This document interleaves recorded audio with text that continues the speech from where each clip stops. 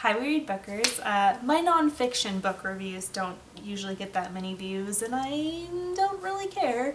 So today I'm going to talk to you about two nonfiction books. So the first book I want to talk to you about is actually fiction, but it's been classified a lot as nonfiction because it's very loosely based on a lot of people in real life, and that would be Behind the Beautiful Evers by Catherine Boo. John Green has been talking about this book for years, and it's been on my list. I've had it for a long time, and I finally started it. Right away I was super intrigued with the start of this book. It's about a Mumbai slum and a Mandi that's very close to the airport in Mumbai, and it follows the lives of 3 or 4 people in there and about, I think, 2 families.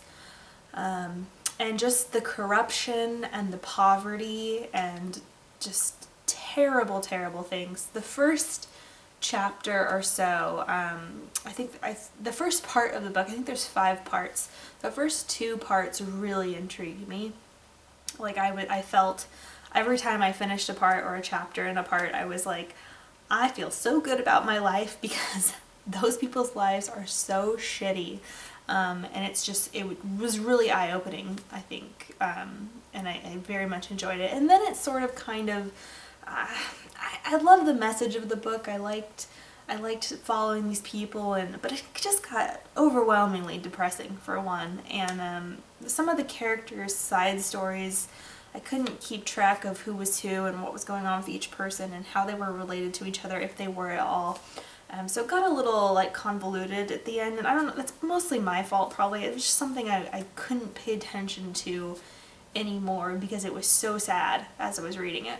But it was a great book, and I highly recommend it. I think more stuff like that needs to be written and shared, and I'm glad I finally got to finish that. So I think I gave it a 3 or 4 out of 5 on Goodreads, only because I don't know, it was a tough one. It's a tough one. I highly recommend it to everyone. I think everyone should read it. It's the corruption and the poverty alone are things people should know about. The book I want to talk to you about is Pale Blue Dot by Carl Sagan. Carl Sagan died late 90s, early 2000s, I think. I think he had cancer or something, but Carl Sagan is this genius, and I've always had great respect for him, and I've read his quotes since the time I was a teenager and I first found out about him in a science class. And so I've always had high respect, but I've never read any of his books, and obviously he did Cosmos. What I really liked about Pale Blue Dot was it reminded me of Bill Bryson's A Short History of Nearly Everything, where he took really complex subjects and really kind of dumbed them down for people that aren't that into science, me. I'm trying to read more sciencey books though, like right now I'm doing A Brief History of Time by Stephen Hawking, which is a tough one. But I want to broaden my reading, so this was kind of my first delve into like a sciencey book besides that Bill Bryson book, and I really enjoyed it. I think 3 out of 5 though, only because I felt like I really resonated with the first half of the book. I don't know why this keeps happening to me. He started off with like humanity's purpose and seeing this pale blue dot from afar, which is Earth, and these really great concepts that make you like really think about yourself and your life and how small we are and just humanity's purpose, which was, to me, is like, as someone who likes literature and reading and thinking about the self, I was really into that. And then he started talking about like science and I was like, I get what you're saying, but I'm also zoning in and out frequently.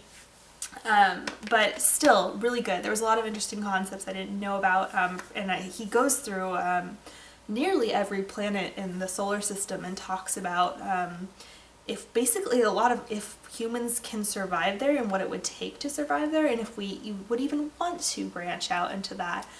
He talks about space exploration and the space race and why don't we do space stuff anymore, why isn't it the main focus. He was writing this in 97, so it really was not a focus then. I think it's more is now that we're talking about going to Mars, but there was definitely a dip in people not caring about space exploration for a long time, which to him must have just been devastating.